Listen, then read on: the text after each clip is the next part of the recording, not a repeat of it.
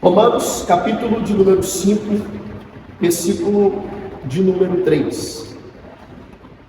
Diz assim, mas não somente isso, como também nos gloriamos nas tribulações, porque aprendemos que a tribulação produz perseverança. A perseverança produz um caráter aprovado, e o caráter aprovado produz confiança. E a confiança não nos decepciona, porque Deus derramou o seu amor em nossos corações por meio do Espírito Santo que Ele mesmo nos outorgou. Quando a gente olha para esse texto, a gente vê que o apóstolo Paulo está dizendo assim, em outras palavras, fiquem felizes e glorifiquem a Deus nos momentos de tribulação da vida de vocês. Às vezes a gente confunde a provação com a tentação. A provação, ela vai moldar o nosso caráter e nos aproximar de Deus. Ela vai nos ensinar algo. Ela vai fazer com que partes e áreas das nossas vidas sejam trabalhadas, moldadas debaixo da pressão, da dificuldade, da decepção, das lágrimas. E nesses momentos da vida, qual é a decisão correta que nós tomamos? A gente se apresenta mais diante de Deus, não é verdade? O negócio apertou, você vai fazer o quê? Você vai orar. Porque a única saída para o dia mal da nossa vida é orar. Para a gente aqui que é casado, todo mundo aqui, Josué tem família, tem filho, sabe que nos momentos mais difíceis dentro da nossa casa, o que a gente faz? Busca a Deus. Não é verdade? Porque a provação nos aproxima de Deus. A tentação. Se vocês quiserem abrir a Bíblia, Lucas capítulo de número 4. Lucas capítulo de número 4 vai falar sobre o processo de Jesus no deserto. A Bíblia diz, olha só, versículo 1.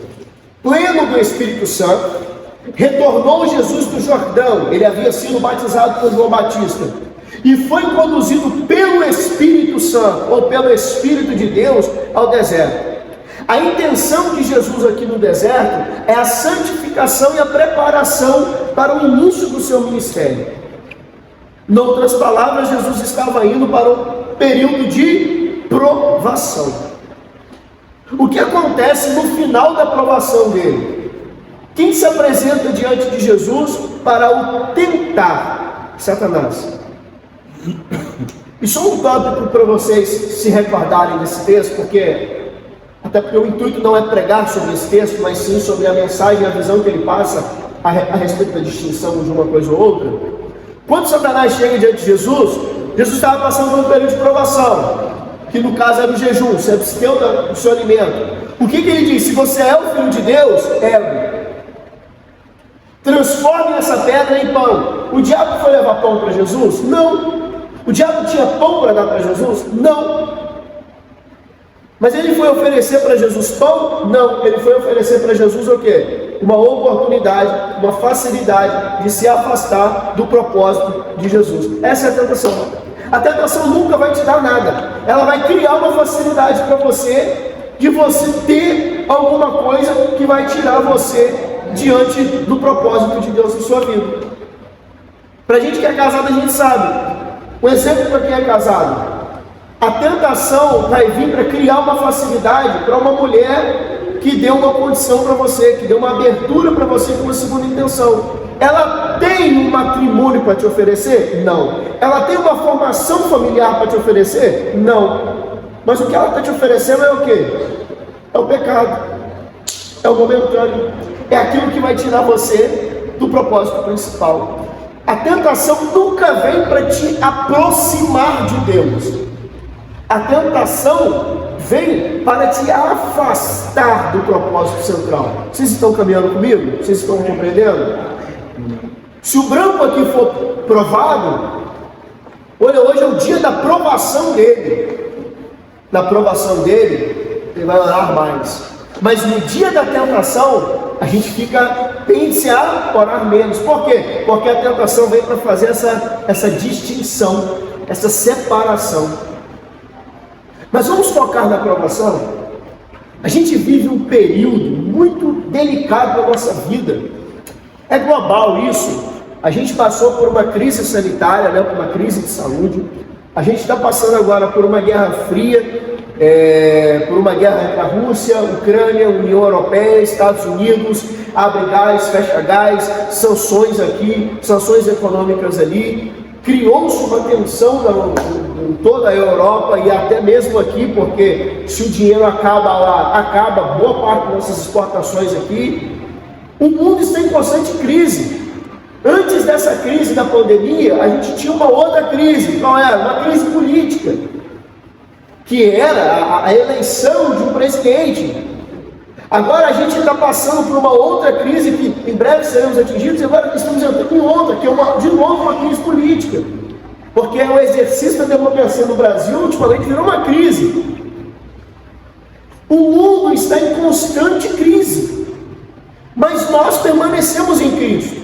Só que o fato de estarmos permanecendo em Cristo não nos isenta de passarmos por dificuldades. Por que nós passamos por dificuldades? A grosso modo, eu posso dizer uma coisa para você: o dia que você deixar de passar provações, vai ser um dia que você não estará mais aqui na terra, estará onde? No céu, porque é lá que todas as lágrimas dos nossos olhos serão enxugadas. Aqui na terra será momento em que nós teremos aflições. Jesus alertou sobre isso. Vocês vão ter aflições aqui neste mundo, mas tem de bom ânimo, porque eu já venci o maligno. E todas as vezes que o Senhor nos prova, o Senhor está querendo nos ensinar alguma coisa muito maior, numa atmosfera muito acima daquilo que nós estamos vendo. A saber, Deuteronômio capítulo 8, versículo 2 e 3. A provação serve para provar, separar aqueles que são de Deus. Deuteronômio 8, versículo 2 e versículo 3. Se alguém encontrou, pode ler para a gente. Deuteronômio 8, Recordar-te-ás de todo o caminho pelo qual o Senhor, teu Deus, te guiou no deserto estes 40 anos, para te humilhar, para te provar, para saber o que estava no teu coração, te guardarias ou não os seus mandamentos. Ele te humilhou e te deixou ter fome, e te sustentou com o maná, que tu não conhecias, nem teus pais o conheciam, para te dar a entender que não só de fome viverá o homem, mas de tudo que procede da boca do Senhor viverá o homem. Olha que interessante. Te provar para saber o que estava onde? No seu coração. Vocês lembram do diálogo de Satanás com Deus a respeito de Jó? É claro que ele é fiel. O Senhor está dando tudo para ele? Foi ou não foi? Não foi esse diálogo? É claro que ele é fiel. O Senhor está dando tudo para ele. Em outras palavras, a fidelidade de Jó estava onde? Os bens. E às vezes o Senhor nos prova para saber onde está o nosso coração. Deus deu Isaac para Abraão. Deus pediu Isaac como sacrifício, sim ou não? Sim. Pediu. E Abraão foi lá e foi sacrificar Isaac. Na hora de fazer o sacrifício, Deus interviu no sacrifício. Pastor, leu outro dia a respeito daquele jovem. Foi o Gilberto que pregou, né? Gilberto pregou, o jovem rico. O que eu tenho que fazer para herdar a vida eterna? Vende tudo que você tem e dá para os pobres. Você acha mesmo que a intenção de Jesus ali era deixar ele pobre? Não, era saber onde estava o coração dele. Onde está o seu coração? Ele foi provado por Cristo. E aquela provação tinha um propósito. E era qual? Onde está teu coração? E às vezes o Senhor vai provar você na sua finança. Às vezes o Senhor vai provar você no seu trabalho. Imagina, Marcelo, começar a perder vaca, perder bezerro. É nessa hora que o Senhor vai olhar e falar assim: Quero ver onde está o coração dele. Está no gado? Está no leite? Ou está em mim? Porque tudo que eu tenho foi Deus que me deu. Tudo que você tem foi Deus que te deu. Você não é dono de nada. Você veio para esse mundo nu. Você não sabia andar, você não sabia falar. O seu cognitivo era limitado. Você ficou no colo da sua mãe. Você se amamentou. Você sentiu dor, você sentiu cólica. Você foi crescendo, você foi aprendendo a lidar e enfrentar seus medos.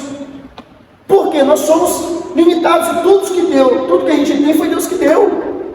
E às vezes o Senhor nos prova para saber onde está o nosso coração. E é aí que o cristão precisa ter maturidade para entender novamente que se o Senhor está provando a minha área financeira, se o Senhor está provando o meu trabalho, eu sei que quem me deu isso aqui foi Deus, eu sei que quem me colocou aqui foi Deus, eu sei que quem me sustenta aqui é Deus. Se Deus me der mais, eu agradeço. Se Ele não me der nada, eu vou agradecer também, porque eu não vou ficar desamparado. Por quê? Porque a aprovação está vindo para separar e mostrar onde está meu coração. Meu coração está em Deus. Por isso nós nos alegramos quando somos provados.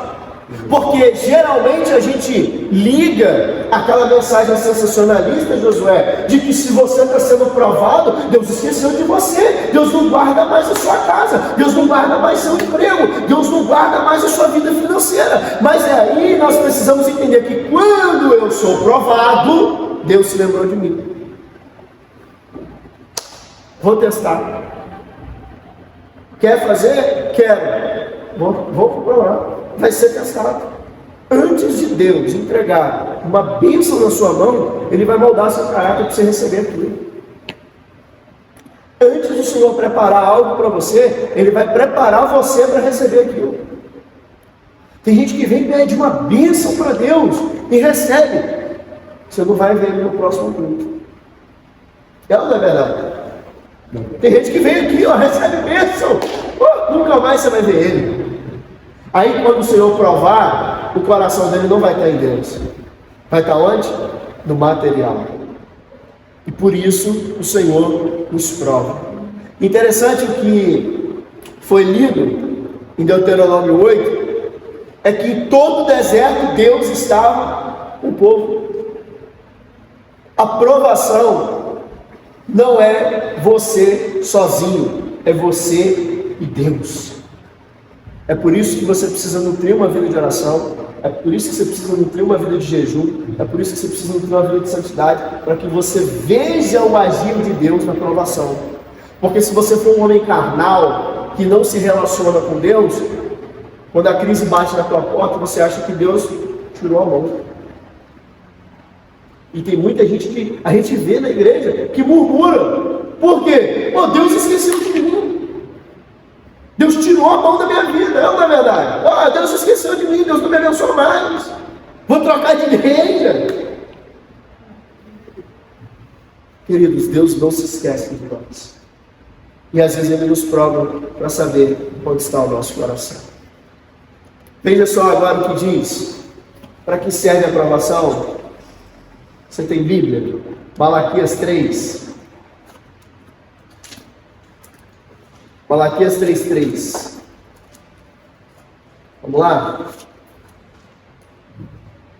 Quer encontrar aí? Pode fazer a leitura para a gente?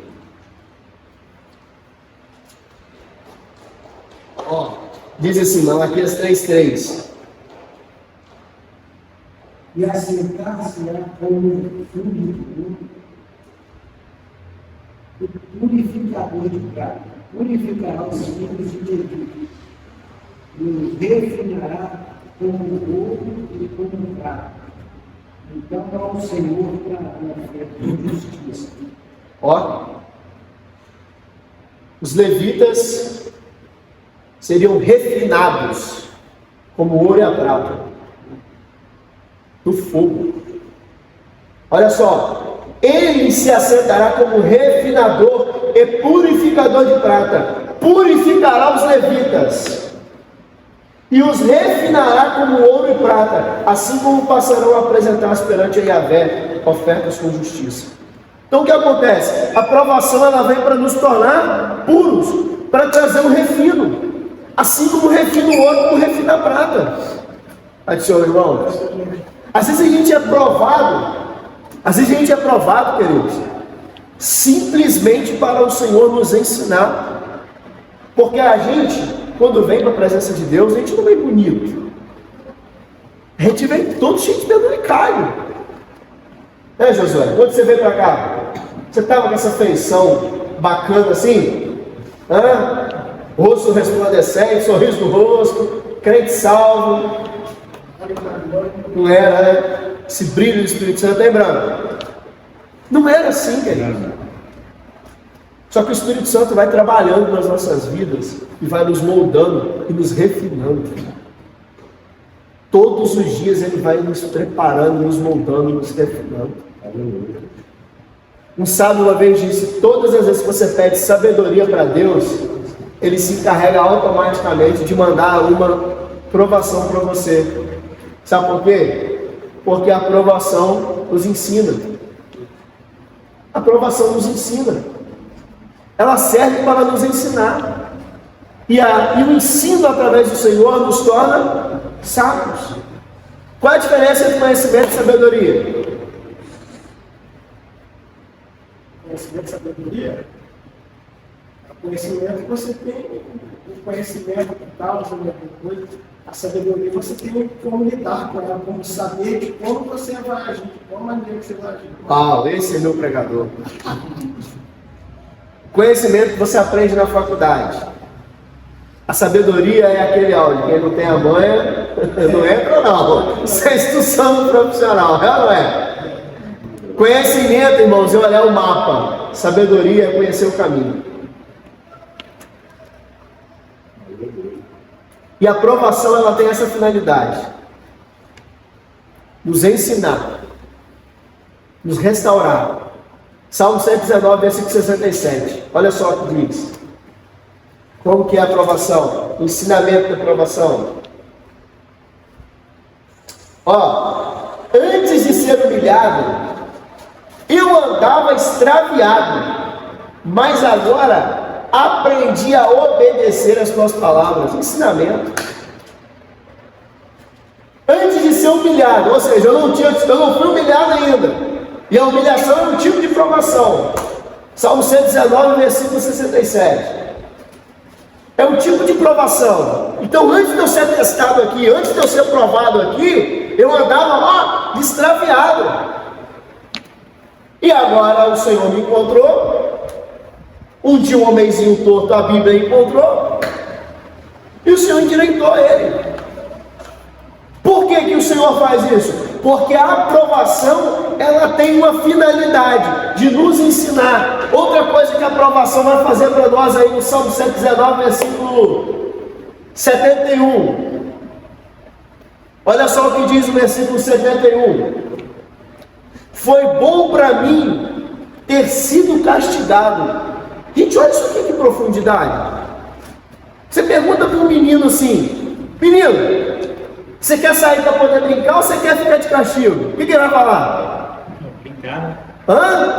Brincar. E nunca vai preferir o castigo, né, Paulinho? Você chegar para o seu menino e falar assim: o que você quer? Você quer brincar ou você quer ficar de castigo? Ele vai querer brincar. Mas olha o que diz o versículo 71. Foi bom para mim ter sido castigado, para que eu aprendesse os seus decretos, para que eu aprendesse a palavra de Deus, as ordenanças da palavra de Deus. Então o castigo traz o quê? Ensinamento. Em outras palavras, o que o Senhor está ensinando para nós essa noite? Toda vez que você for provado, o Senhor está querendo fazer o que com você? Te ensinar. É a sabedoria. O conhecimento, queridos, é saber o que está escrito aqui, ó. A sabedoria é usar isso aqui no meu dia a dia. É por isso que quando nós somos provados por Deus, que o Senhor nos prova, que às vezes o Senhor quer tocar na nossa saúde, Ele quer ensinar alguma coisa para nós, Ele quer montar alguma coisa nas nossas vidas. Em outras palavras, às vezes o Senhor quer nos guardar. A provação serve para a gente ser guardado. A provação serve para a gente às vezes ser livrado da morte. 2 Coríntios,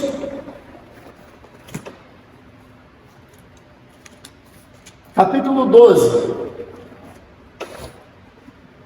2 Coríntios 12, 7.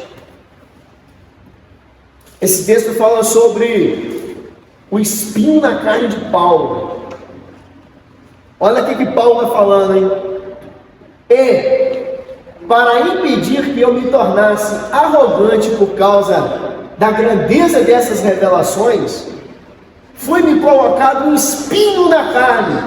Gente, espinho dói demais. Incomoda, dói. Um mensageiro de Satanás para me atormentar. Olha para cá. Paulo tinha recebido uma revelação de Deus transcendental. Ele mesmo disse: aquilo que os olhos não viram, que nem subiu ao coração do homem. E às vezes quando a Bíblia está falando de coração, ela não está falando disso aqui que está bombeando sangue, ela está falando de sentimento. É o que Deus tem preparado. Quando Paulo viu aquilo, ele falou: opa, viu que ninguém viu, recebeu a unção que ninguém recebeu. Aí Deus falou: ó, o espinho para quê? Para guardar tanto Paulo e velar seu ministério. Às vezes a gente é provado, o Senhor permite a gente passar por provação para a gente ser guardado. Porque se Deus não permitisse aquilo ali acontecer, a gente teria morrido. Uma vez eu estava em Cachoeiro, contou uma experiência que eu tive com Deus. Eu estava em Cachoeiro e meu pai estava em casa, minha mãe em casa. Aí ele ia chegar da roça de Rio Novo, eu ia pegar ela em Cachoeiro, eu estava na casa da minha irmã, do meu cunhado, batendo papo, e eu ia retornar para Alegre, porque tinha culto. Ela chegando, fui lá, peguei ela, fomos na casa, voltei para casa do meu cunhado, a gente ficou sentado batendo papo. Quando deu a tarde, eu falei: agora eu vou para casa, porque eu vi o tempo, era um tempo hábil para eu chegar em casa, tomar um banho para a igreja. Eu falei: eu vou para a igreja, então beleza. Quando eu desci, que eu entrei no meu carro, eu bati a chave, meu carro todo apagado. Nem um painel acendia. Paulinho, nem um painel, acendia. Eu falei: meu Deus, meu carro tá bom. Pedi para os meninos ali do Coxa olhar tudo, né? Parte elétrica, passa um negocinho que eles passam, né? Para saber se tem, como é que é o nome? Para saber se tem algum problema na parte elétrica. Estava tudo certo, e meu carro não ligava. Aí eu saía, eu fui lá de mecânico, aí eu abri o capô do carro, mexi ali na bateria, tirei o tubo da bateria, passei um bombrilzinho para limpar, porque às vezes era o negócio da bateria, eu tinha visto no YouTube, vai que estava certo, eu tinha que ir embora, e nada, e meu carro não funcionava. Aí meu cunhado chegou para mim e falou assim: olha só, pega o carro meu que está na garagem e vai para Alegre. Amanhã eu peço o mecânico para vir e ver o que aconteceu com o seu carro. Eu não vou usar meu carro, estou de férias, meu cunhado está de férias. Então pega meu carro e vai. E o carro dele é um Fox prata, é o oposto do meu carro que vocês conhecem. O carro dele é prata, o meu é preto, o dele é pequeno, o meu é grande.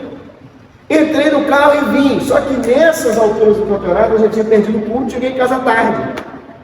Cheguei em casa, subi na minha mãe. Aí quando eu cheguei em casa, minha mãe não sabia de nada, falei com meu pai, minha mãe não estava em casa. Cheguei e falei: poxa pai, meu carro deu problema, tal. Falei: cadê minha mãe? Ah, sua mãe foi fazer uma visita na igreja. Aí minha mãe chegou. Pentecostal. Meu filho, que bom que você está aqui, você chegou tarde. Aí eu fui explicar de novo para ela, falei: mãe, ela falou: não, deixa eu te contar uma coisa antes que eu esqueça. Eu falei: pode contar, mãe. Deus usou um irmão para te entregar uma revelação. Aí eu... Vocês me conhecem, né? Eu olhei e falei: poxa mãe, você vai nessas igrejas para ganhar revelação? Não, meu filho, eu estava lá no culto e Deus usou um irmão. Eu falei: mano, ela: meu filho, eu não entendi nada do que o irmão falou. Eu falei: é mesmo, mãe? Não entendi nada, mas eu vou te contar, porque se for de Deus, você vai receber. Eu falei: é bem, é sua fé, meu filho, eu vou te contar. Eu falei: então fala. Ela falou assim: meu filho, eu estava sentado no culto, o irmão estava pregando, ele apontou o dedo para mim e falou: irmã Lenda, assim diz o Senhor, eu livro teu filho da morte hoje. Fala para ele que não foi o carro dele que deu o problema, foi a minha mão em cima do carro dele e não deixei o carro dele sair. Eu troquei ele, eu troquei tudo, irmão Helena, porque o Senhor disse que na saída de Cachoeiro do Itapemirim tinha uma emboscada e alguém querendo um carro como o dele, ia parar o carro dele, tomar o carro dele, ele não ia aceitar, ia ser morto e ia perder a vida dele. Quando ela falou aquilo, eu fico arrepiado toda vez que eu vejo aquele arrependimentozinho, né? Eu falei, meu Deus, o Senhor está falando comigo. Aí eu falei, mãe, vem cá, desce aqui na garagem comigo. Aí quando eu desci, que eu aclarei, ela deu um pulo para trás. Mas que carro é esse? Eu falei, esse carro é do Carlinho, meu cunhado. E cadê o seu? Ficou parado, estragado, nem Cachoeiro. Foi a mão de Deus. Aí eu liguei para ele e falei assim, o que você está fazendo? Ele falou, já estou deitado, vou dormir. Eu falei, não, desce lá e liga meu carro. Ele, rapaz, você é maluco, seu carro está com problema. Eu falei, não, desce lá e liga meu carro. Aí ele, com muita dificuldade, ele desceu lá. Quando ele ligou, ele bateu a chave, meu carro funcionou perfeitamente. Ele veio para Alegre, eu andei, nunca mais deu aquele problema. A mão de Deus. A aprovação serve para nos guardar, para nos moldar, para testar nossa fé. Na hora eu falei, maluco, meu Deus, esse carro.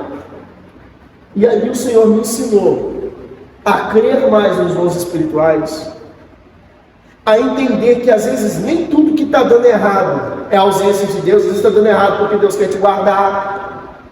E nem tudo que está dando certo também é sinal que Deus está no negócio. Porque as coisas, os ciclos da vida seguem para o ímpio e para o justo, para o crente e para o não crente. Só que em determinado momento ele vai bater na parede. E é aqui que nós precisamos entender essa palavra. É que mesmo no momento da provação, Deus está conosco. Deuteronômio, capítulo de número 8.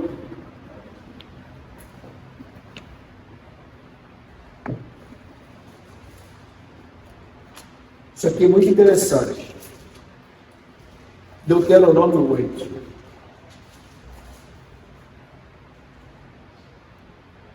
Isso aqui vai falar sobre o cuidado de Deus quando a gente é provado. Às vezes a gente pensa o seguinte: eu vou ser provado e Deus vai me punir, Deus vai me castigar. E é isso aqui é muito interessante, porque parece o pai com o filho. O filho, quando é corrigido pelo pai, na visão do filho, é o fim, né? É o desespero. Na visão do filho, meu Deus, meu pai é rude, meu pai é cruel, não é verdade? Mas na visão do pai é o quê? É cuidado, é zelo, é ou não é? Você tem filho? Paulinho tem filho, Marcelo tem filho, ainda não, né, Marcelo? Tamo junto. Mas acho que só eu e o Marcelo ainda que não plantamos a sementinha. Tem filho também? É, Marcelo, tamo junto. A visão do filho é que o pai é rude e cruel. A visão do pai é que ele está sendo cuidadoso, bondoso, zeloso e guardador do seu filho. Olha só, versículo 2. Olha o que Deus está dizendo: trazei sempre viva em tua memória a maneira de como o Senhor, o teu Deus, conduziu por todo o caminho no deserto, durante 40 anos para te tornar. Olha só, conduziu 40 anos no deserto. Quem que conduziu 40 anos no deserto? Deus. Não foi o povo que errou o caminho. Eles estavam sendo conduzidos por Deus no deserto. Ai, seu irmão, eles estavam sendo conduzidos por Deus no deserto. E o Senhor está falando, ó, não apaguem isso da memória de vocês, porque vocês caminharam 40 anos no deserto, mas não perderam um rumo. O GPS não falhou, vocês caminharam porque eu conduzi vocês. Mas eu não conduzi vocês porque eu sou ruim, eu não conduzi vocês porque eu sou tirano, eu conduzi vocês porque eu sou soberano. Eu conduzi vocês no deserto para moldar o caráter de vocês. Olha só, conduziu no deserto durante 40 anos para te tornar humilde. Para te tornar humilde. Tem gente que é provado, tem gente que toma pancada porque Deus permite. Para quê? Para trabalhar no caráter dele, para trabalhar na humildade dele. Gente, tem pessoas que, se elas recebem um dom de Deus, que se o ministério delas começam a ficar em evidências, elas se comportam como superstar dentro da igreja. Elas se comportam como artistas. Essas pessoas ainda não conheceram o caminho da aprovação. A gente não é nada. O que eu tenho, o que eu faço, eu não conseguiria fazer sem a misericórdia de Deus, sem a graça de Deus. O Josué toca a bateria, se não fosse a graça de Deus na vida dele, não saía nada, era só o batuque. Mas qual a diferença? O ímpio também não faz? Faz! E por que o ímpio faz e o crente faz e tem que depender de Deus? Porque quando o ímpio faz, é um dom natural. Quando o crente faz, é a unção do Espírito Santo sobre ele. Por quê? Porque Paulo disse que o escravo não vive para fazer sua vontade, o escravo vive para fazer a vontade de quem? Do seu Senhor. Então tudo que você faz dentro do reino de Deus não é para você, não é por você, não é pelo mérito do seu braço, é pelo Senhor que te conduz. E às vezes a gente cai numa epifania de que a gente é alguma coisa. É um super epifânico, eu sou homem de Deus. Eu já vi pregador que ia para o culto pregar, para o evento, e ele ficava em um lugar à parte, ou na secretaria, ou no gabinete do pastor. Aí na hora que falava, agora nós vamos orar pelo pregador, e o pregador vai chegar, aí ele entrava para assistir o culto. Aí ele chegava, já entrava com o microfone na mão, pregar. Esses dias eu fui ver um pregador muito famoso na internet, não vou falar o nome dele. Falei, poxa, eu vou lá, quero conhecer ele, porque gosto das mensagens dele. Cheguei lá, ele não estava no grupo, falei, poxa, será que o cara não vai vir? Eu fiquei assim, sabe? Poxa, eu queria tanto ver esse cara pregando de perto, porque pregação no YouTube é uma coisa, ao vivo é outra coisa, aí te mostrar no culto é outra, né? E agora a gente vai ouvir o pregador, eu falei, poxa, eu queria ver ele pregar, não tem problema nenhum nisso, eu queria ver ele pregar. Eu sabia que Deus ia falar de qualquer jeito, eu queria ver ele pregar. Aí ele entrou com o microfone na mão. Eu falei, o cara não veio cultuar, ele veio pregar. Ele chegou, pregou e virou tudo, como eles dizem, né? Virou tudo. Aí acabou o culto, eu falei, eu vou lá, vou dar paz do Senhor a ele, vou agradecer, as suas mensagens são abençoadas. Tirou uma foto aqui comigo.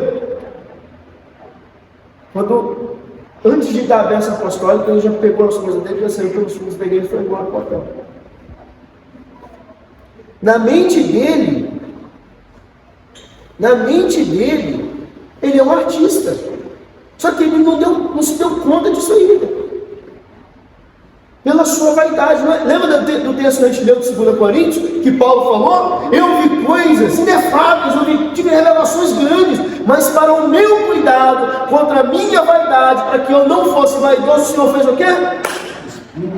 Pôs o Espírito na minha carne.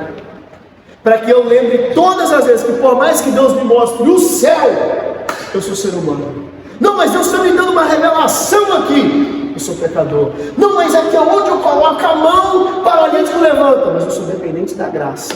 Não, mas eu tenho o dom de fazer milagres, de fazer maravilhas. Se eu colocar a mão numa pessoa que está amputada, o mesmo cresce. Mas você continua precisando orar, jejuar, consagrar a tua vida, pagar tuas contas, andar em dia, honrar a tua esposa. Você continua precisando fazer tudo que um servo faz.